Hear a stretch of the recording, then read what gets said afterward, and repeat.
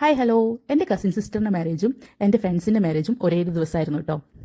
അപ്പോൾ ഞങ്ങൾ തലേന്ന് തന്നെ മൈലാഞ്ചി ഒക്കെ ഇടാൻ തുടങ്ങി. മിന്നുവാണ് എനിക്ക് മൈലാഞ്ചി ഇട്ടിരുന്നത്. അത് കഴിഞ്ഞിട്ട് മിന്നുവിൻ്റെ കയ്യിൽ മിന്നുവിനെ ഇടുകയും ചെയ്തു. അവൾ അടിപൊളിയായിട്ട് തന്നെ മൈലാഞ്ചി ഇട്ട് തന്നു കേട്ടോ. എനിക്ക് ഒരുപാട് ഇഷ്ടമായി. ഞങ്ങൾക്ക് മാരേജിൻ്റെ തലേത്തെ ദിവസം നല്ല പരിപാടി ഉണ്ടാവും. അങ്ങനെ ഞാൻ എൻ്റെ ഫ്രണ്ടിൻ്റെ വീട്ടിലെത്തിയതാട്ടോ. അപ്പോൾ ഈ ചിന്നൂട്ടിന്ന് എഴുതിയിരിക്കുന്നത് ജീനയാണ്. ജീനയും അഖിലും ഞാനും 10ാം ക്ലാസ് വരെ ഒന്നിച്ച് പഠിച്ചതാണ്. ഞാൻ അവിടെ എത്തി കുറച്ച് കഴിഞ്ഞതും അവൾക്ക് മേക്കപ്പ് തുടങ്ങിയിട്ടുണ്ടായിരുന്നു കേട്ടോ. ദി ഗ്ലാമപ്പ് ബൈ എസ് എന്ന് പറഞ്ഞിട്ടുള്ള പ്രൊഫഷണൽ മേക്കപ്പ് ആർട്ടിസ്റ്റ് ആട്ടോ അവൾക്ക് മേക്കപ്പ് ചെയ്യുന്നത്.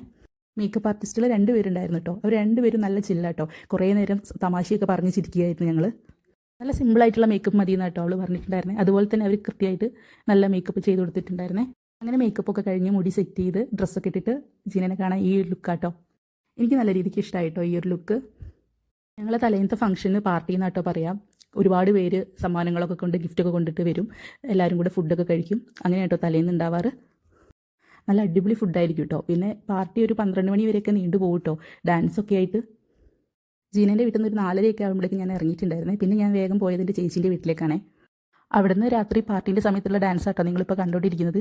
മിന്നും ചിന്നും ആട്ടോ ഡാൻസ് കളിക്കുന്നത്. പ്രത്യേകിച്ച് പഠിച്ചിട്ട് കളിക്കുന്നൊന്നുമല്ല കേട്ടോ. 2 പേരും അവരവരുടെ കയ്യിൽ നിന്ന് ഇട്ടിട്ട് കളിക്കുന്ന കേട്ടോ അത്. സത്യം പറഞ്ഞാൽ ഞങ്ങൾ കോഴിക്കോട്ടുകാർക്ക് കല്യാണം പാർട്ടി എന്നൊക്കെ പറഞ്ഞാൽ പ്രത്യേക വൈബാട്ടോ. അത് ഞങ്ങൾ മാക്സിമം എൻജോയ് ചെയ്യും. മിന്നും ചിന്നും മാത്രമല്ല കേട്ടോ, അമ്മമാരും കുട്ടികളും വലിയ ആൾക്കാരൊക്കെ കളിക്കുന്നുണ്ട് കേട്ടോ. ഇന്നൊരു അടിപൊളി ദിവസം കേട്ടോ. നന്നായിട്ട് എൻജോയ് ചെയ്തു. അപ്പോൾ എല്ലാവർക്കും ബായ്.